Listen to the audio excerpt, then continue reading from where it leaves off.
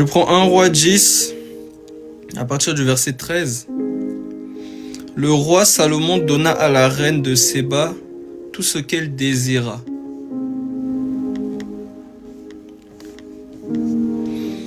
Tout ce qu'elle désira, ce qu'elle demanda, et il lui fit en outre des présents dignes d'un roi tel que Salomon. Puis elle s'en retourna et alla dans son pays, elle et ses serviteurs.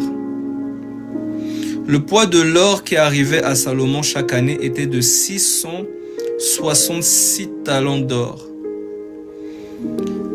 Outre ce qu'il retirait des négociants et du trafic des marchands, de tous les rois d'Arabie et des gouverneurs du pays.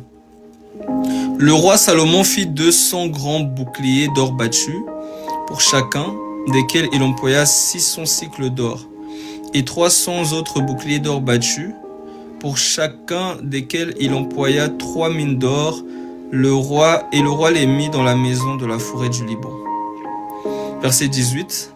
Le roi fit un grand trône. Le roi fit un grand trône d'ivoire et le couvrit d'or pur. Ce trône avait 6 degrés et la partie supérieure en était arrondie par derrière. Il y avait des bras de chaque côté du siège. 2 lions étaient près des bras et 12 lions sur les 6 degrés de part et d'autre. Attendez, je vais essayer de trouver une image de ce trône. Attendez. Parce que moi, je suis pas une fort en dessin.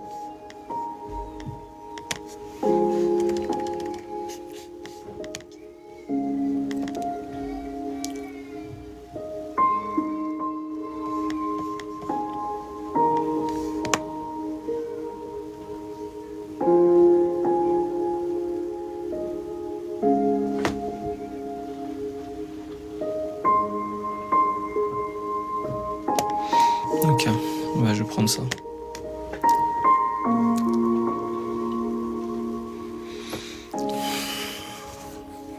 Alors, tac. Comment on tourne la caméra? Bon, ça, c'est l'image que j'ai trouvée. En même temps, je lis. Donc, on nous dit, ce trône avait 6 degrés. Et la partie supérieure, donc le 1 roi 10, verset 19, et la partie supérieure en était arrondie par derrière. Il y avait des bras de chaque côté du siège. 2 lions étaient près des bras, et 12 lions sur les 6 degrés de part et d'autre, et il ne s'est rien fait de pareil pour aucun royaume. Donc, on nous dit qu'il y avait 6 degrés, donc c'est des marches. Là, on nous montre celle qui devait être jugée, je pense, les 2 femmes là. Donc, il y a 6 degrés, donc 6 marches. Et dans chaque coin, chaque recoin des marches, il y a des lions.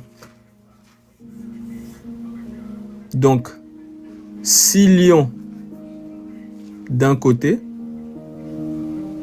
6 lions de l'autre côté. Ça fait 12. Et le trône lui-même, c'est la 7e marche. Le 7e degré. Je vais prendre une autre écriture. Alors, tac, comment je peux bloquer mon téléphone? Parce que ces choses-là ne parlent...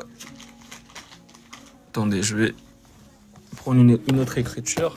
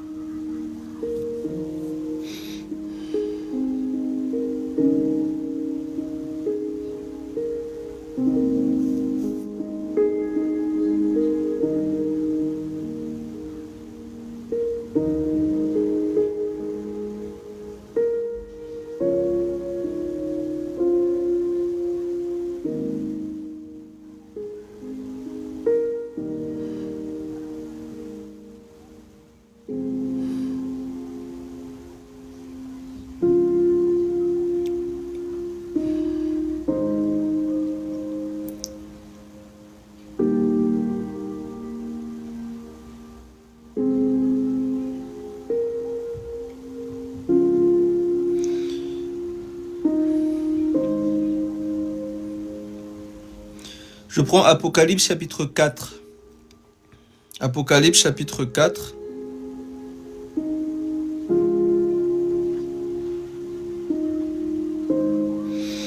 Je commence à partir du verset 1. On nous parle du trône de Salomon. Après cela, je regardais, et voici une porte était ouverte dans le ciel. La première voix que j'avais entendue, comme le son d'une trompette, qui me parlait et dit, monte ici, et je te ferai voir ce qui doit arriver dans la suite. Aussitôt je fus ravi en esprit, et voici il y avait un trône dans le ciel. Et sur ce trône, quelqu'un était assis. Le trône, c'est la royauté. C'est la gouvernance. C'est ça le trône. Ça veut dire que le trône, c'est celui qui a tout créé. Parce que vous allez vous souvenir que dans Colossiens, je prends aussi cette écriture,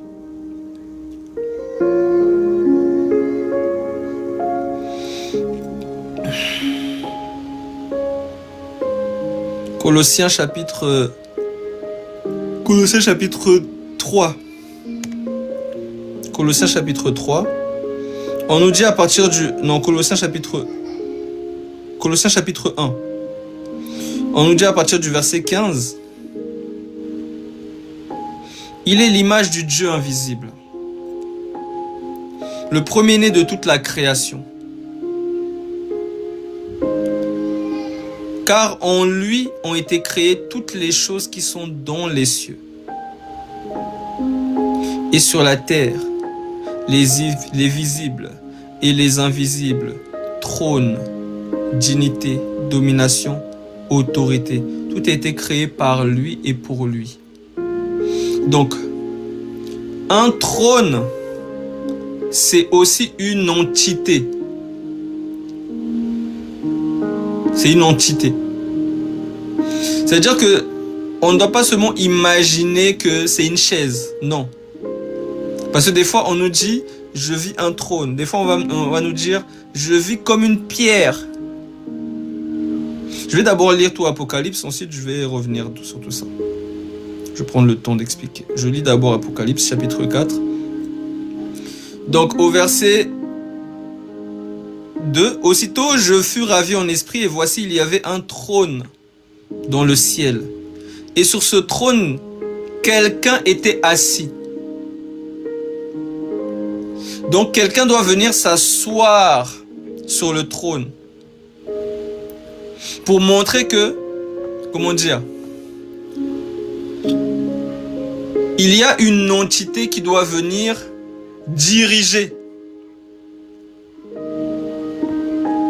C'est-à-dire qu'un trône doit être occupé. Mais le trône fusionne avec celui qui s'assoit dessus. Je prends par exemple un exemple. Lorsque vous voyez chez nos amis du catholicisme romain, là où le pape vient s'asseoir, parce que en réalité, lui il s'appelle Benoît XVI ou bien Philippe je ne sais qui ou je ne sais quoi. Mais lorsqu'il vient s'asseoir, il est en communion avec le trône. Voilà pourquoi on dit de lui que c'est le pape. La papauté. Le chef. Bien sûr, c'est une abomination de dire ce genre de choses. C'est tellement grave, mais ils sont envoûtés. Voilà pourquoi ils font ça. Mais c'est pas grave, ça, que le Seigneur les éclaire. Mais en tout cas, celui qui s'assoit sur le trône est en communion avec le trône. Au point que lui, et si je puis dire l'esprit du trône, ne font qu'un. C'est comme un ministère. Donc il y a le ministère des Finances, le ministère des Affaires étrangères, le ministère de la Santé, etc. Les hommes se succèdent. Les hommes viennent, ils s'assoient dans le ministère. Donc un tel, par exemple, je sais pas moi, Nicolas Sarkozy va être ministre de l'Intérieur. Mais si Nicolas Sarkozy part, est-ce que le ministère n'est plus là? Le ministère est toujours là, mais il attend que quelqu'un vienne occuper la fonction. Donc, vois ça dans le sens où le trône, c'est, si je puis dire, c'est, comment dire, celui par qui on peut tout. Celui par qui on peut tout. Maintenant, tu vas remarquer une chose, c'est que les gens se succédaient sur ce trône-là. Je parle d'abord du trône terrestre. Je ne parle pas d'abord du trône dans l'Apocalypse. Je parle du trône de Salomon. Tu vas voir que les rois vont se succéder. Ils vont venir, il y en a un qui va s'asseoir, il y en a un autre qui va mourir, il va s'asseoir, etc. Toutes ces personnes n'étaient qu'une préfiguration du roi qui doit venir s'asseoir éternellement sur le trône céleste. Déjà, ça n'a rien à voir avec le trône. Et il faut comprendre une chose. Celui qui s'assoit sur le trône, c'est celui qui dirige toutes choses. Mona, va chez maman, s'il te plaît, je suis occupé. J'ai bientôt fini. J'ai bientôt fini, après je viens. Ferme la porte, s'il te plaît. Eliel, aide-la à fermer la porte, s'il te plaît. Donc, toutes ces choses étaient une préfiguration de celui qui doit venir diriger. Parce que Israël, par exemple, a un roi. Je prends vite fait cette écriture. Je pense que c'est Ésaïe 46.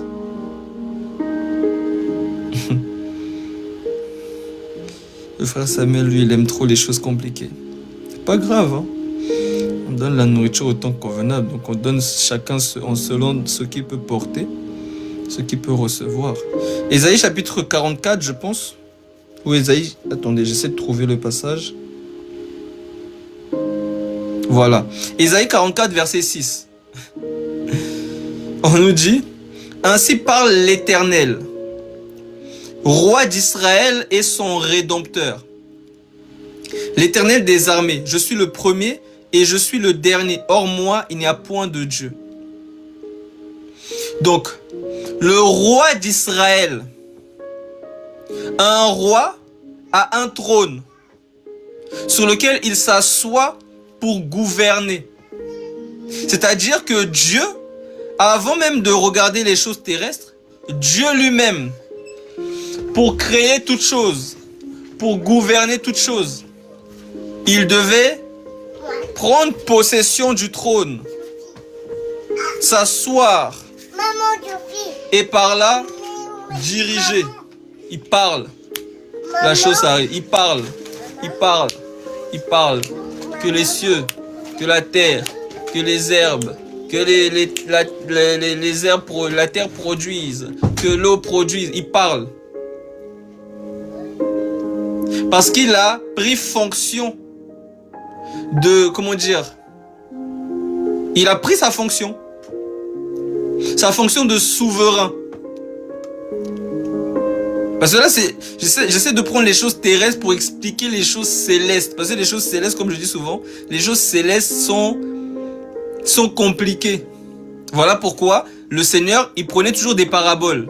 Il prend toujours des choses terrestres pour expliquer les choses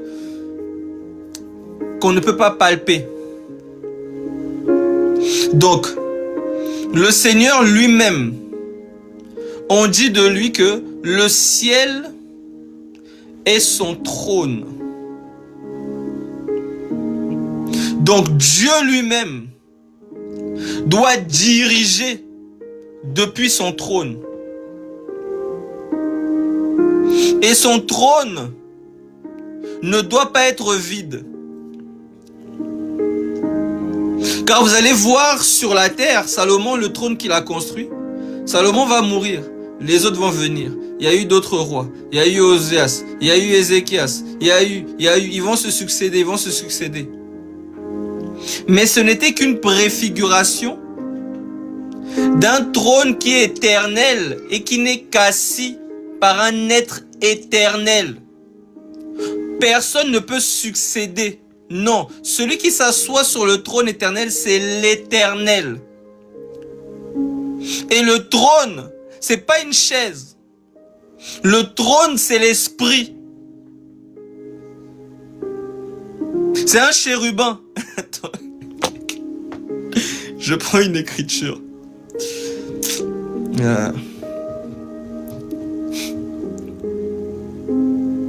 Psaume chapitre 18.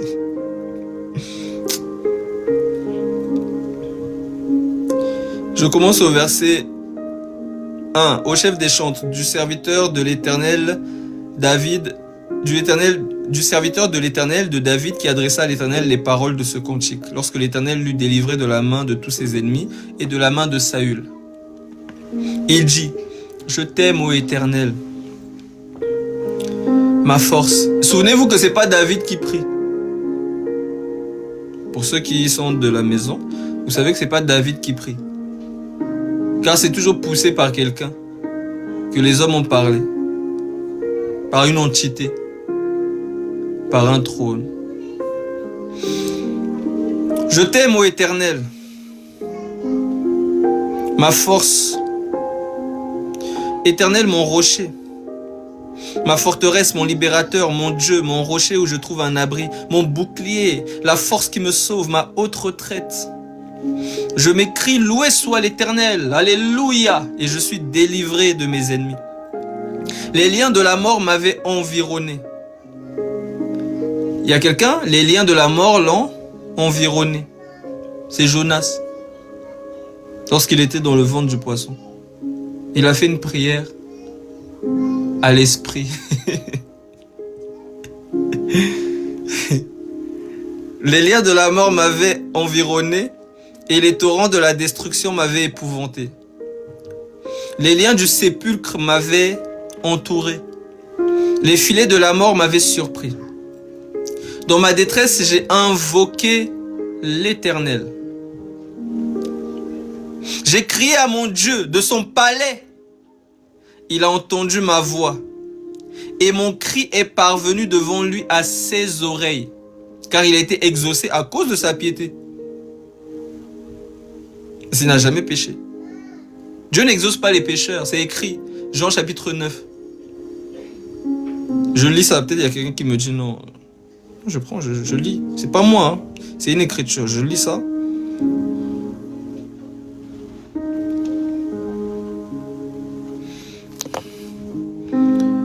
Jean chapitre 9.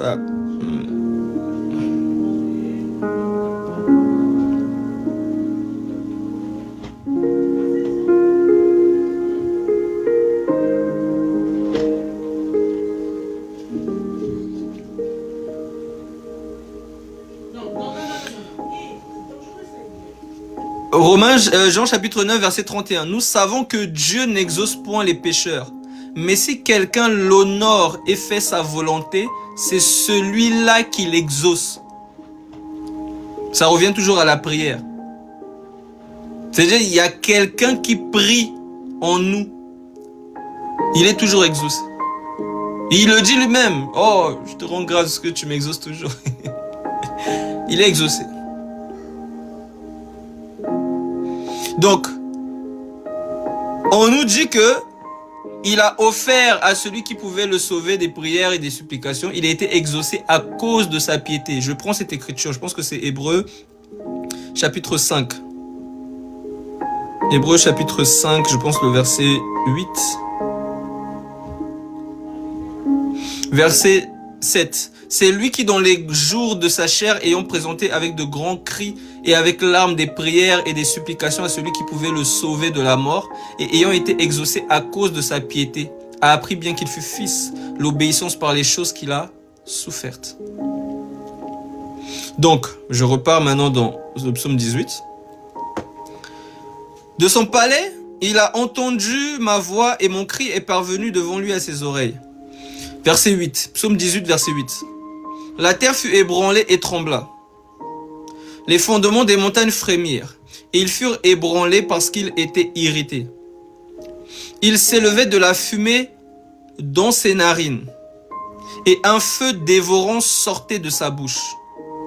Il jaillissait des charbons embrasés. Il abaissa les cieux, et il descendit. Il y avait une épaisse nuée sous ses pieds. Verset 11. Il était monté sur un chérubin. Il volait et planait sur les ailes du vent. Tu vois dans Dragon Ball Z, là où Son Goku il monte sur son nuage magique. Il copie toujours. Il était monté sur les ailes du vent. Le chérubin, le trône.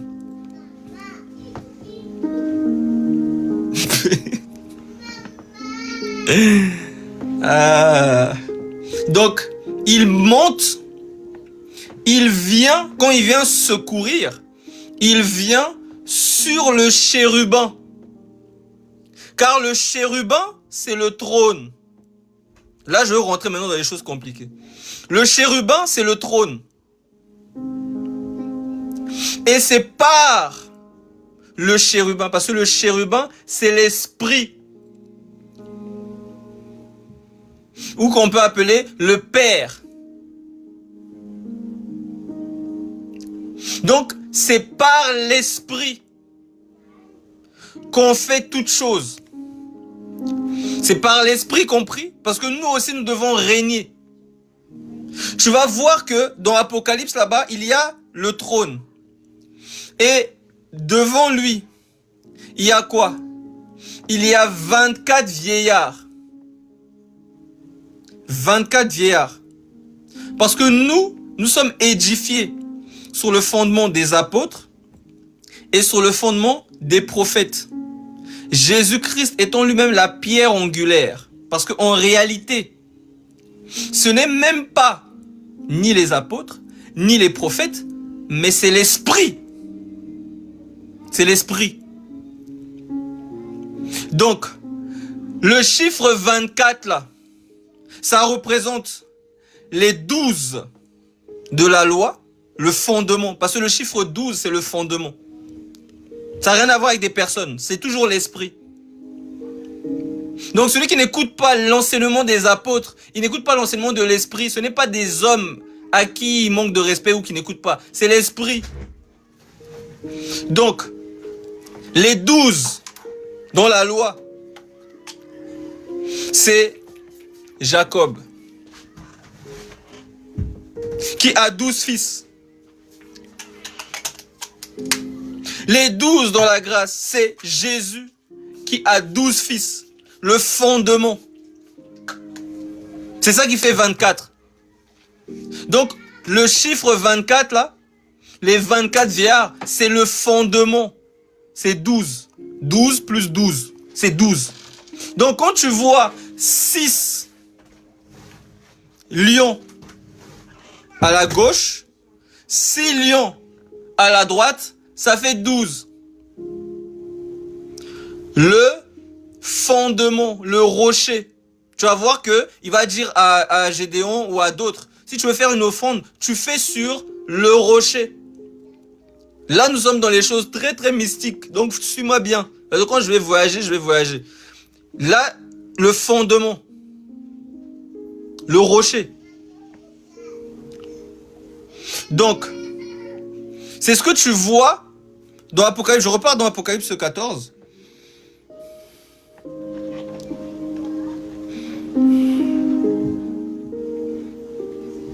Apocalypse chapitre 4, pardon. On nous dit: aussitôt je fus ravi en esprit, et voici, il y avait un trône dans le ciel. Et sur ce trône, quelqu'un était assis. Celui qui était assis avait l'aspect d'une pierre de jaspe et de sardoine. Et le trône était environné d'arc-en-ciel, semblable à de l'émeraude. Autour du trône, je vis 24 trônes. Donc 12 trônes, ça fait 24 trônes. Comprends une chose, c'est que l'Esprit, c'est-à-dire Dieu lui-même, il n'est jamais sans son peuple. Voilà pourquoi tu vois, à chaque fois qu'on va le voir, il est toujours accompagné de son peuple. Même lorsqu'il créait toutes choses, il était avec son peuple. Voilà pourquoi il vient voir l'apôtre Paul, donc Saül de Tarse, pour lui dire, Saül, pourquoi me persécutes-tu? Parce que quand tu touches à mon peuple, c'est à moi que tu touches. Quand tu fais du bien à mon peuple, c'est à moi que tu fais du bien.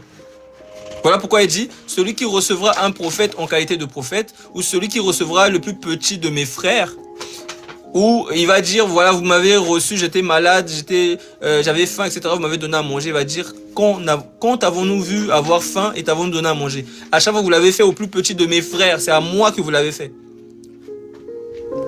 Donc, les 12 là te montrent aussi l'église. Donc les trônes là te montrent l'église qui doit régner avec lui aussi. Parce que c'est tout un langage. Hein. Si on fige en disant non, c'est seulement l'église, on est foutu. Parce qu'il y a d'autres choses, il y a d'autres mystères à creuser. Mais ça représente aussi l'église composée d'Israël, les 12 de Jacob, et des nations, les 12 des apôtres. Et c'est nous qui devons régner avec lui lorsqu'il reviendra dans sa gloire.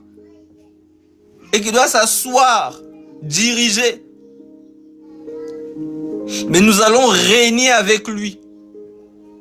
Je prends vite fait cette écriture. Hein. Je pense que c'est dans 2 Timothée.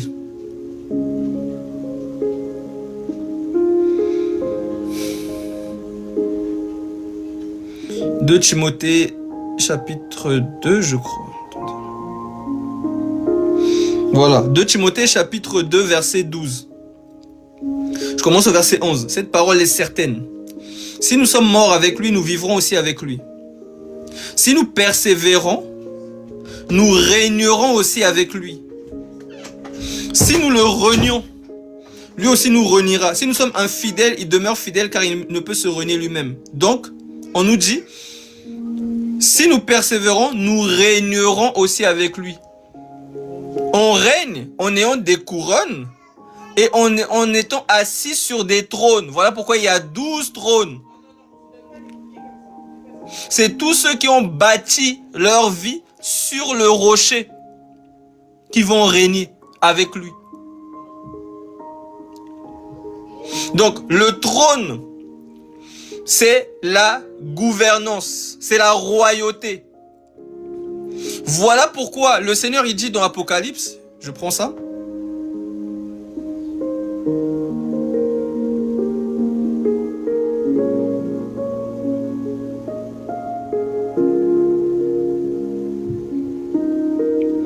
Apocalypse chapitre 3.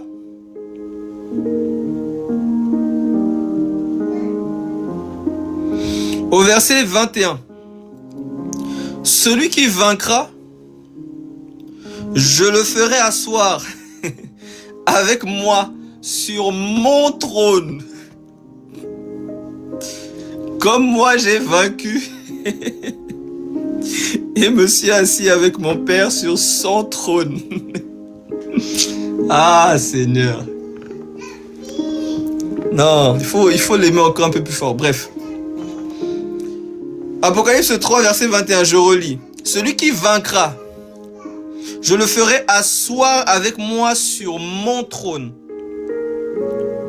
Et on va vaincre comment? Par la foi. C'est par la foi qu'on va remporter des victoires. C'est par la foi qu'on va tenir bon jusqu'à notre mort physique. C'est par la foi. Voilà pourquoi on nous dit, je bifurque vite fait, dans 1 Jean, chapitre 5, verset 4, verset 3. Car l'amour de Dieu consiste à garder ses commandements, et ses commandements ne sont pas pénibles. Parce que tout ce qui est né de Dieu triomphe du monde. Et la victoire qui triomphe du monde, c'est notre foi. Donc nous allons vaincre par la foi. J'ai achevé la course, j'ai combattu le bon combat, j'ai gardé la foi. Je repars dans Apocalypse chapitre 3.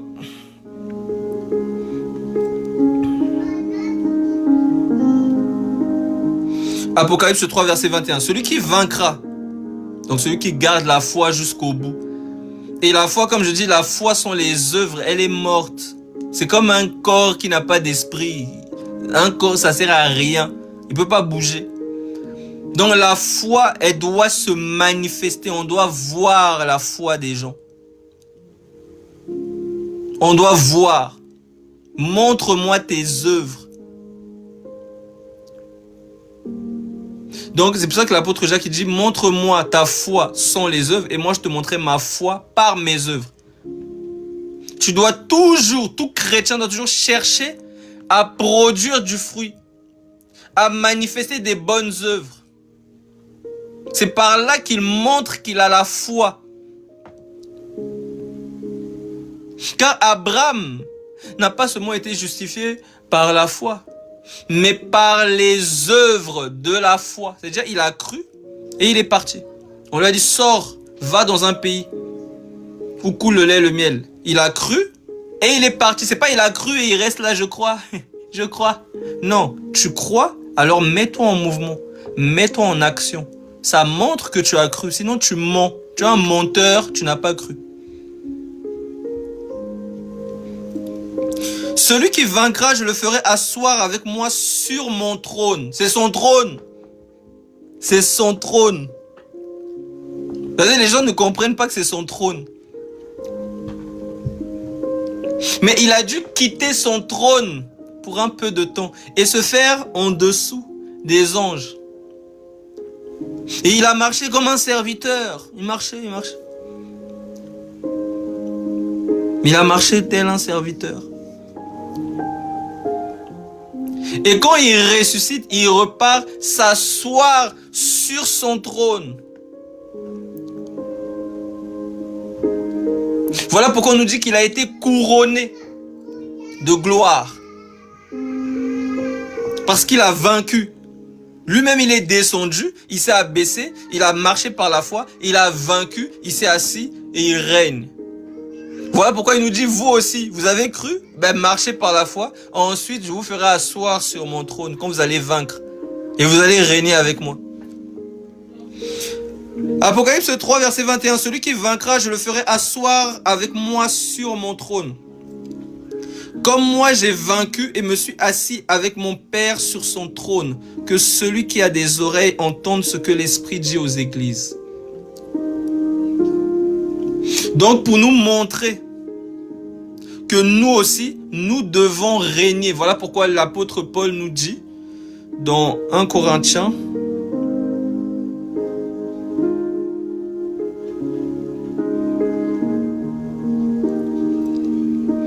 verset 1, quelqu'un de vous, lorsqu'il est indifférent avec un autre, aussi il plaidait devant les injustes et non devant les saints.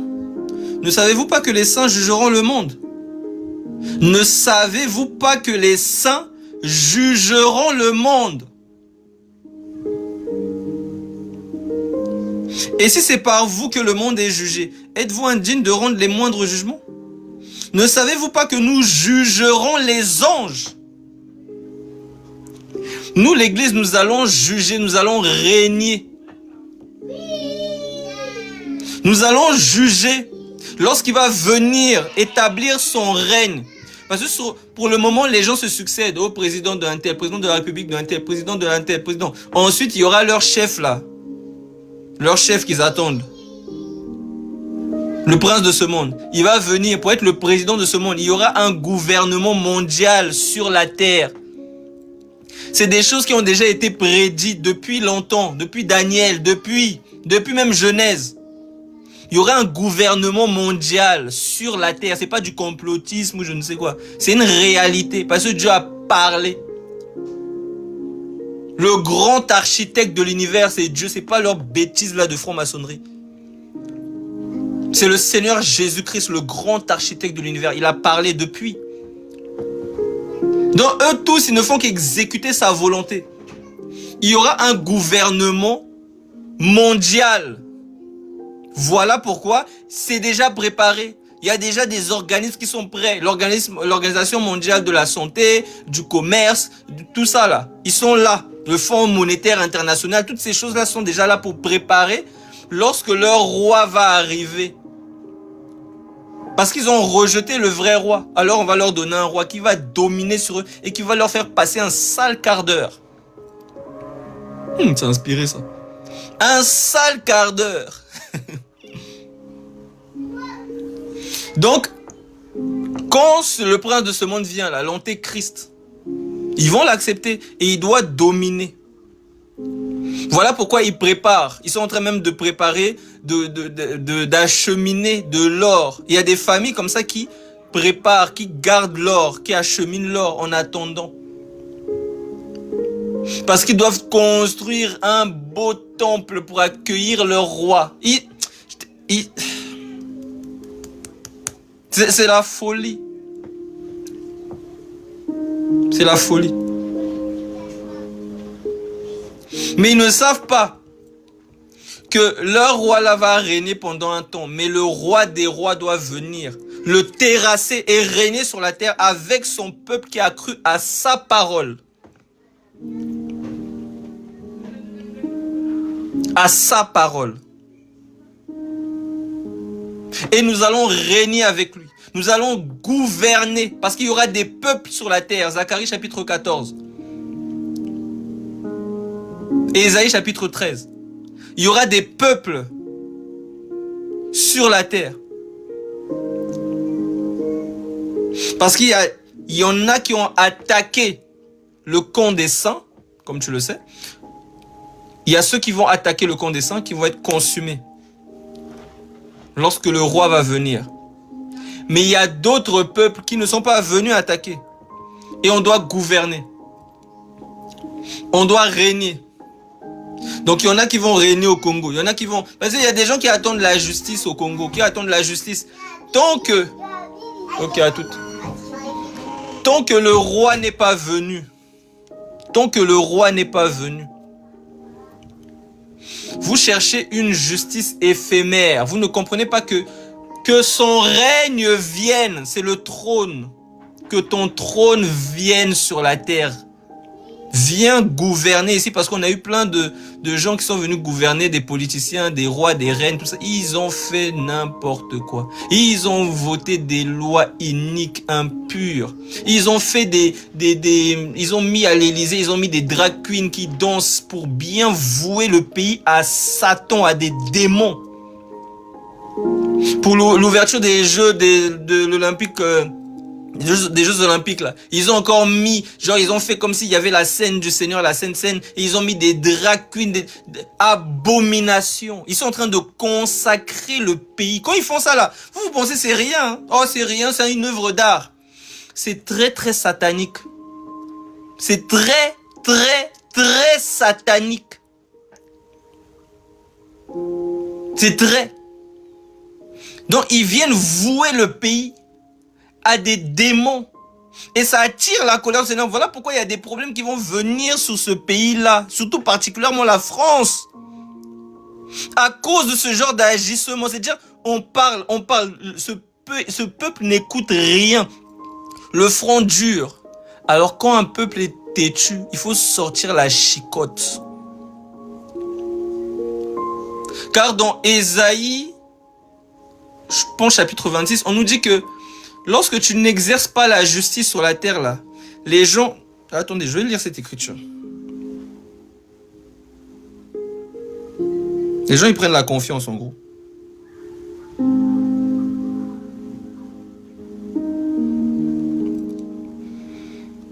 Vous les voyez, hein? Des fois, quand il y a des tremblements de terre, vous les voyez, ils sont tous en panique. Quand il y a des volcans, quand il y a des tsunamis, il y a des trucs là, ils sont tous en panique. Ensuite, ils oublient, ils continuent encore dans leur folie. Oh, c'était le hasard, c'était l'échelle de Richter, c'était ceci. Continuez, continuez, continuez toujours bien.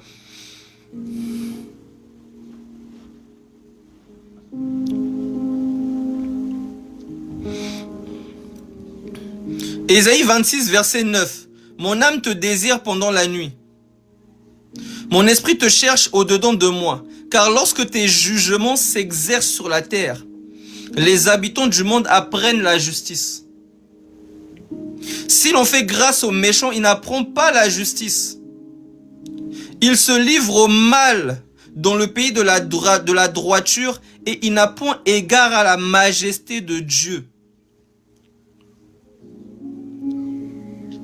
Voilà pourquoi même nous-mêmes, vous allez voir que beaucoup, ils ont dû passer par des situations compliquées pour rencontrer le Seigneur. Parce que si tu laisses l'être humain faire n'importe quoi sans agir, il va aller de pire en pire. C'est la grâce du Seigneur de récupérer ces enfants-là. C'est sa grâce qui fait que, oh, tu étais ceci, tu étais cela, tu as rencontré le Seigneur. C'est sa grâce. C'est sa miséricorde, c'est lui qui t'a attiré à lui. Car personne ne peut venir à moi si le Père ne l'attire, dit le Seigneur. C'est sa grâce. Parce que si le fils prodigue, on ne le livre pas à une vie de misère, de souffrance, de galère, il ne va pas revenir dans la maison de son père. Au contraire, il va vivre sa best life. Mais il faut qu'il ressente le vide, la tristesse, le manque pour revenir là où il y a la vie. Donc, lorsque les jugements s'exercent sur la terre, les habitants du monde, ils apprennent la justice. Si l'on fait grâce aux méchants, ils n'apprennent pas la justice. Têtu. Donc, il faut fouetter. Et il y a des fouets qui sont déjà venus. En Turquie, là, il y a eu un bon fouet. Parce que vous allez voir, il y a beaucoup d'assemblées qui étaient dans la Turquie. Hein. Beaucoup. Je crois que Éphèse, c'était en Turquie. Il y a plein d'assemblées qui étaient en Turquie. Maintenant, ils sont partis dans d'autres choses. Et de temps en temps, on les fouette. Il y a eu un très grand tremblement de terre là-bas. Je ne sais pas si vous vous souvenez. Le Seigneur n'a pas fini d'agir, d'interpeller. Et ces enfants vont venir. Ces enfants vont revenir à la raison. Mais les autres vont aller de pire en pire. Papa, c'est la compote, s'il te plaît. J'arrive. D'accord. Oui, mais non, quand je dis j'arrive, ça veut dire rester au salon. Ça veut pas dire rentre. Rester au salon, j'arrive. Tonton Jules, il est là? Oui, il dort. Ok, j'arrive. Ferme la porte, s'il te plaît. Donc, lorsque les habitants de la terre, là, on ne leur enseigne pas la justice, on ne leur fait pas passer par des situations difficiles, lorsqu'ils ne savent pas c'est quoi le deuil, le désespoir, l'affliction, la tribulation, la souffrance, ils s'engouffrent encore de plus belle dans leur vie de débauche, à manger la nourriture des cochons, à vivre dans la boue.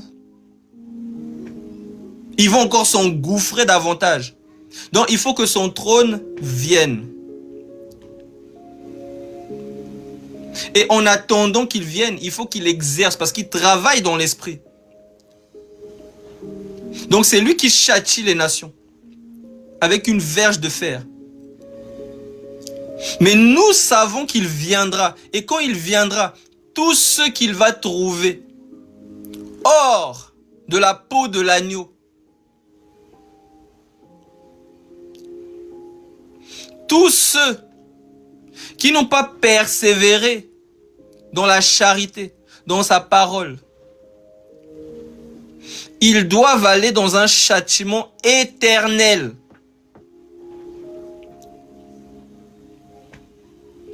Donc c'est une grâce d'être châtié sur la terre et de changer.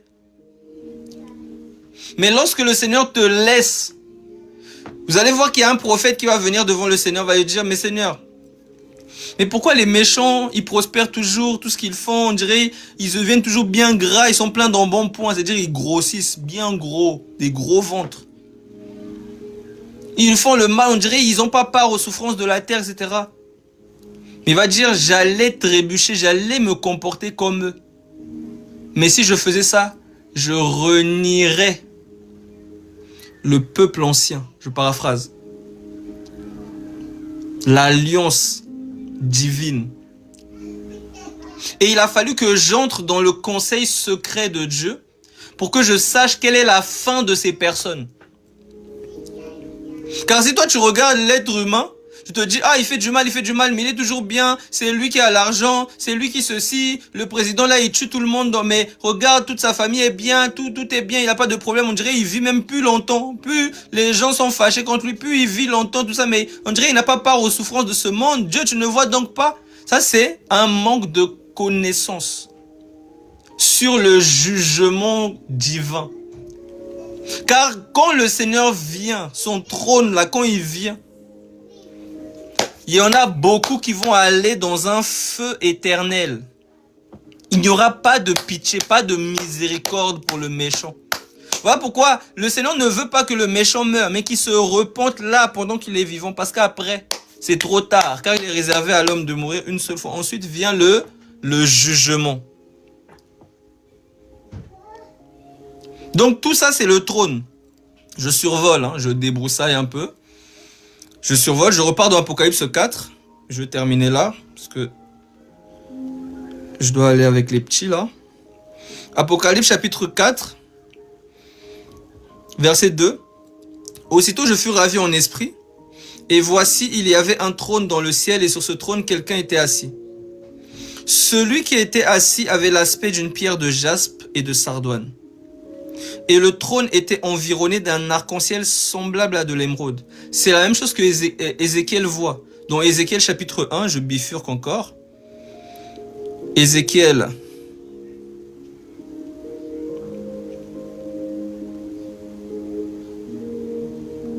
Parce qu'il n'y a rien de nouveau. Il n'y a rien de nouveau sous le soleil. Ézéchiel chapitre 1 verset 26. Au-dessus du ciel qui était sur leur tête, il y avait quelque chose de semblable à une pierre de saphir. Je dirais une pierre de saphir, quelque chose de semblable. Quelque chose de semblable à une pierre de saphir en forme de trône. En forme de trône. Et sur cette forme de trône apparaissait comme une figure d'homme placée au-dessus. Et c'est Dieu sur le chérubin. Le trône. Il gouverne. Voilà pourquoi il dit au Fils, assieds-toi à ma droite. Il n'y a pas un trône à sa droite, non. C'est un langage pour dire que le Fils, c'est Dieu lui-même qui doit s'asseoir et diriger. C'est pour nous montrer que celui qui est venu et qui s'est dépouillé là, qui a vécu comme un serviteur, etc., en réalité, s'il s'assoit sur un trône éternel, c'est que c'est lui l'éternel. Voilà pourquoi Apocalypse, en grec, ça veut dire révélation. Apocalypsis, qui veut dire en français révélation. Apocalypse, c'est pas... les gens, quand ils entendent Apocalypse, ils ont peur. Eux, ils ont peur. Nous, on n'a pas peur. Parce que Apocalypse, là, ce livre-là nous révèle qui est le Père. Nous révèle qui est le Père éternel. C'est lui qui a envoyé son ange, son chérubin. Moi, Jésus, j'ai envoyé mon ange. Donc, on nous révèle dans Apocalypse qu'il y a quelqu'un qui a adoré. Voilà pourquoi il n'y a pas deux trônes. Tu vas voir que, comme j'avais pris au début, Apocalypse chapitre 22.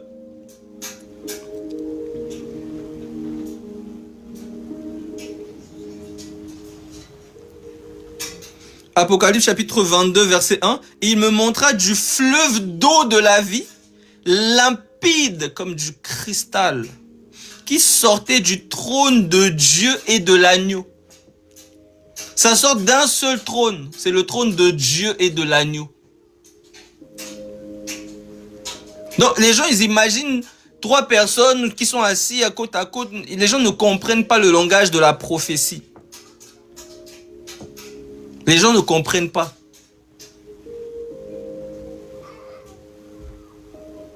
Il faut qu'ils comprennent qui est l'agneau. Comme j'ai lu tout à l'heure dans Ésaïe là-bas, ainsi parle le roi d'Israël et son rédempteur, le trône de Dieu et de l'agneau. Il m'a tapé avec les bâtons. J'arrive, Hélène, j'arrive. J'ai bientôt fini. Je sais parce que je sais que tu es en train d'essayer de trouver toutes les raisons du monde d'ouvrir la porte, mais j'arrive. Mona, Mona, Mona, tu veux que je me lève? Donne-moi ça, donne-moi ça. Mona, donne-moi ça. Eh, Eliel, laisse-la, laisse-la, laisse-la. Laisse-la, elle va me donner. Va au salon. Merci. Allez au salon. Allez au salon, j'ai dit.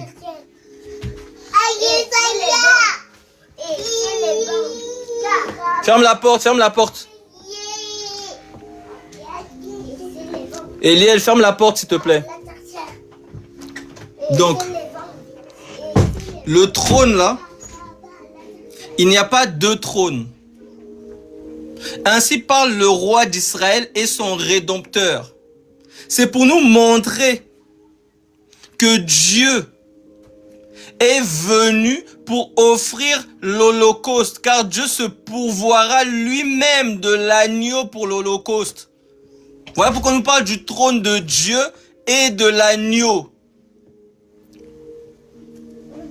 Le trône de Dieu et de l'agneau. Il n'y a pas deux trônes, il n'y a pas trois trônes, il n'y a pas quatre trônes. Même quand on lui dit assieds-toi à ma droite, les gens s'imaginent qu'il y a un autre trône à sa droite. Les gens ne comprennent pas. Il n'y a qu'un seul trône.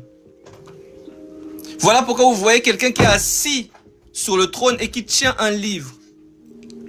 Et quelqu'un qui sort du milieu du trône et qui vient, qui arrache le livre. Je lis ça.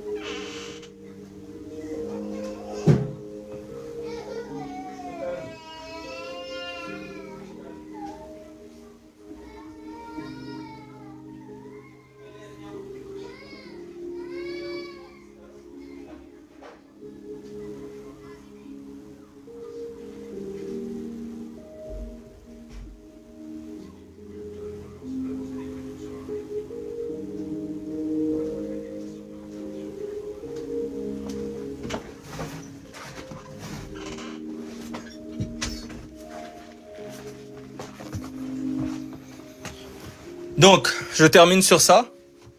Donc, on comprend que Apocalypse chapitre 5, puis je vis dans la main droite de celui qui était assis sur le trône un livre écrit en dedans et en dehors, scellé de 7 sceaux.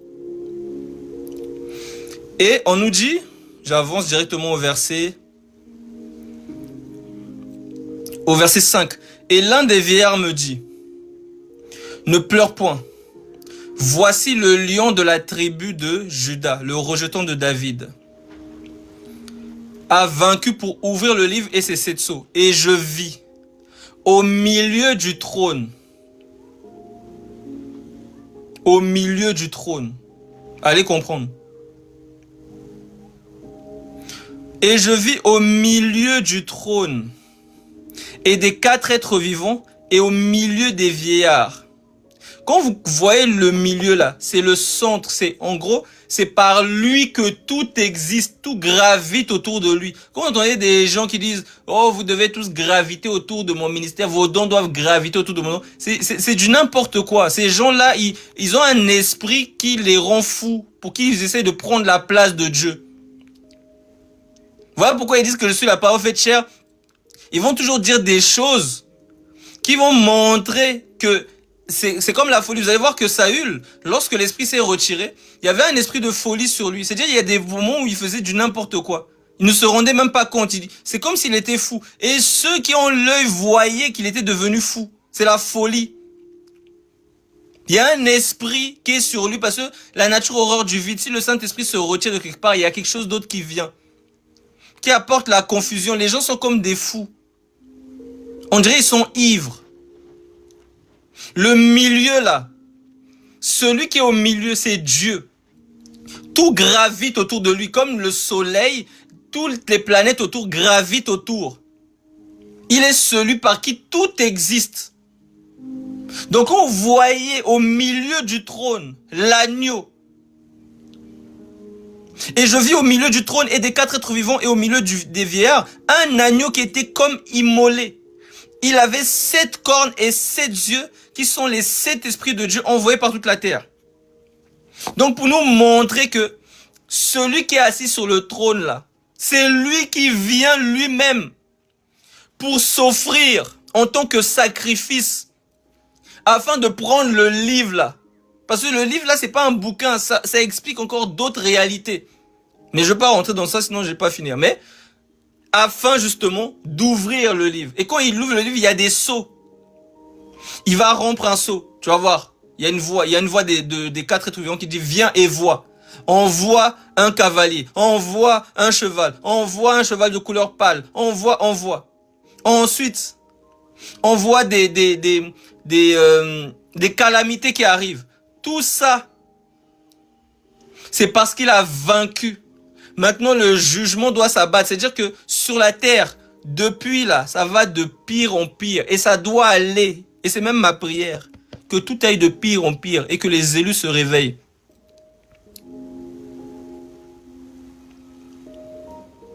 Quand c'est trop la paix, la coulance, là, les gens s'endorment. Donc, le trône de Salomon, pour terminer, hein,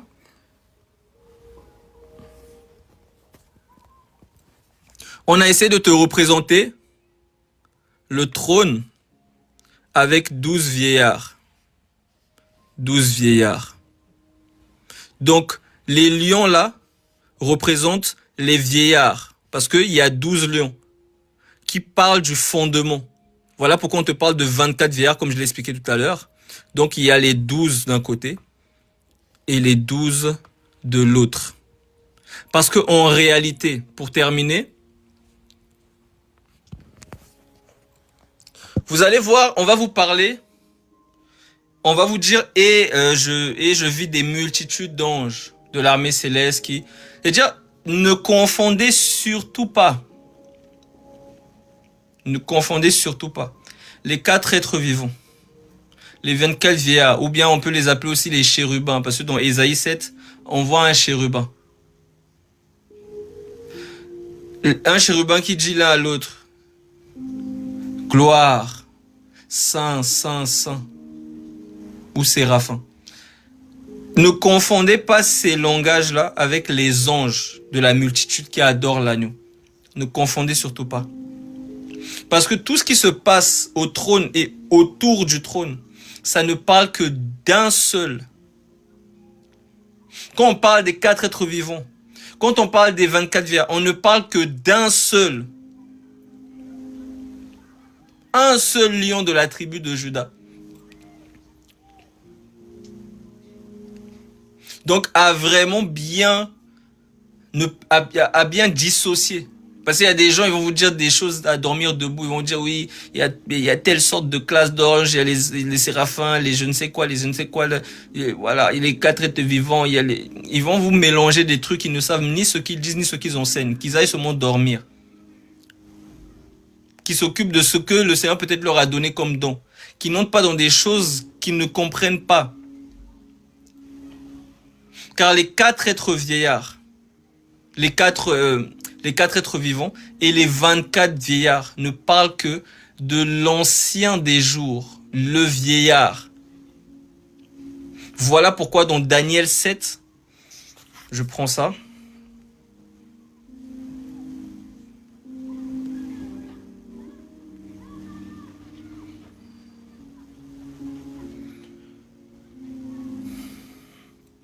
Daniel chapitre 7, verset 9.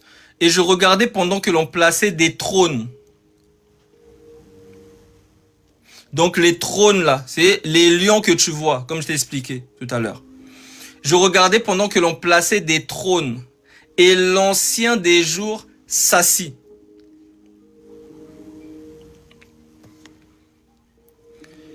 Son vêtement était donc le fait de s'asseoir. Il investit son règne. C'est une investiture. Il y a comme une consécration qui se passe. Parce que même pour envoyer comment on appelle ça? Pour envoyer un serviteur, on doit le consacrer. C'est-à-dire que Dieu lui-même, pour qu'il vienne sur la terre, pour qu'on l'envoie, parce que lui-même, il a été envoyé. Il fallait qu'il y ait une consécration. On devait prononcer des paroles et l'envoyer.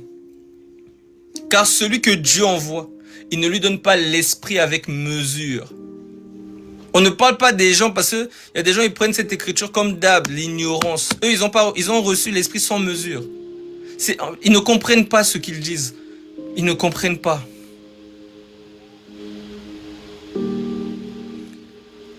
Daniel chapitre 7. Je regardais pendant que l'on plaçait des trônes et l'ancien des jours s'assit. Son vêtement était blanc comme la neige et les cheveux de sa tête étaient comme la laine pure. Son trône était comme des flammes de feu. Son trône était comme des flammes de feu et les roues comme un feu ardent. Et la dernière fois, j'avais expliqué les roues, tout ça. Un fleuve de feu. Dans Apocalypse 22, on nous dit un fleuve d'eau vive. C'est la même chose. Un fleuve de feu coulait et sortait de devant lui, du trône de Dieu et de l'agneau. Et 1000 milliers le servaient, et 10 000 millions se tenaient en sa présence. La multitude. Les juges s'assirent et les livres furent ouverts. Je regardais alors et à cause des paroles arrogantes que prononçait la corne, et tandis que je regardais, l'animal fut tué et son corps fut anéanti, livré au feu pour être brûlé. Donc lui, il aura son jugement, on le sait. Et tous ceux qui l'ont suivi seront avec lui dans le feu. Je prends directement le verset 13. Je regardais pendant mes visions nocturnes et voici, sur les nuées des cieux arriva quelqu'un de semblable à un fils de l'homme. Il s'avança vers l'ancien des jours. On le fit approcher de lui et on lui donna la domination, la gloire, le règne. C'est-à-dire qu'on le fait asseoir sur le trône.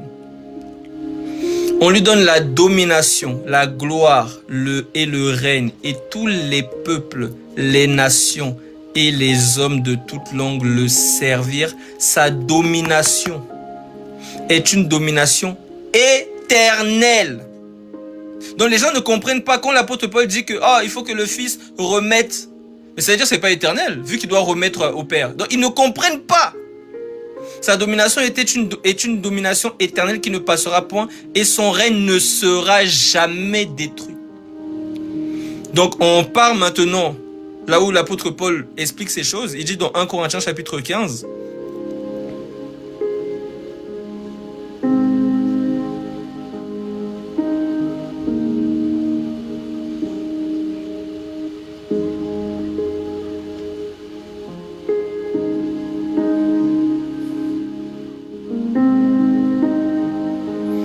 « 1 Corinthiens chapitre 15, verset 22. Là, je termine vraiment sur ce verset. On nous dit, et comme tous meurent en Adam, de même aussi tous revivront en Christ. C'est en lui qu'on doit revivre, c'est-à-dire la résurrection, et on doit régner avec lui.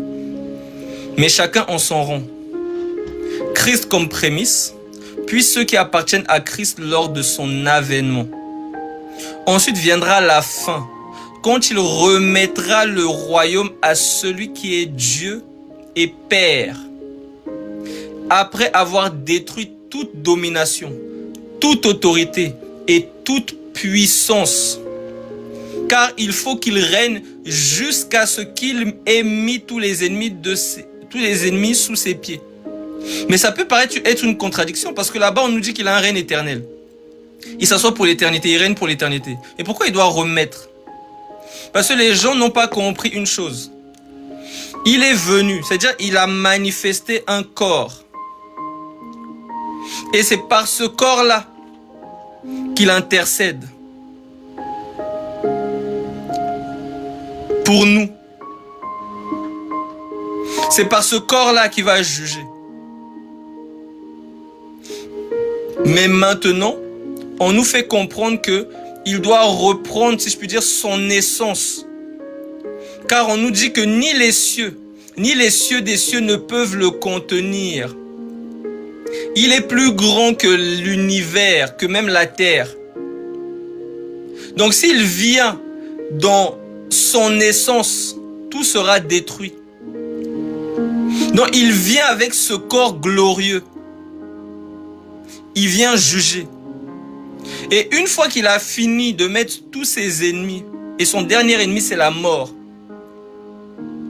là maintenant, il reprend, si je puis dire, sa plénitude. C'est ça, remettre les clés à celui qui est Dieu et Père. Et là, nous n'aurons plus besoin de jour, de lune ou de soleil pour nous éclairer, car Dieu lui-même sera notre lumière. Donc, je m'arrête là pour aujourd'hui. Mais en tout cas, je ne sais pas si c'est plus clair, mon frère, concernant le trône de Salomon. Amen. Amen. Il y a des gens, quand aussi on va leur poser des questions, ils vont commencer à dire « Ah, vous voulez trop connaître les mystères, arrêtez-moi ça. » Du charabia, bref. En tout cas, que le Seigneur vous bénisse. Que le Seigneur vous fortifie. Que le Seigneur nous garde dans sa paix, dans sa plénitude. Et qu'il augmente encore la connaissance de qui il est. Car c'est par sa connaissance, par la connaissance, je lis cette écriture, par la connaissance de mon serviteur. Ésaïe, chapitre 53.